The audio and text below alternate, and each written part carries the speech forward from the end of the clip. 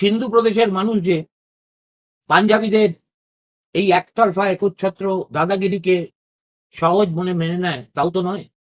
আমি নিজে গিয়েই দেখেছি পাকিস্তানে প্রথম সেসেশনিস্ট মুভমেন্ট ঘটিয়েছিলেন এই সিন্ধিরাই। তার ফলে পাকিস্তান এখন অভ্যন্তরে এতটাই লাজে গোবরে অবস্থার মধ্যে আছে, সেই সময় নতুন আরেকটা ফ্রন্ট, তাও ভারতের বিরুদ্ধে, যেখানে সামরিক শক্তির অ্যাসিমেট্রি এত উৎকট রূপে প্রকট, অর্থাৎ ভারতবর্ষের সামরিক শক্তির পাশে পাকিস্তানের কনভেনশনাল আর্মি 7 দিনও যুদ্ধ করে দাঁড়াতে পারবে না।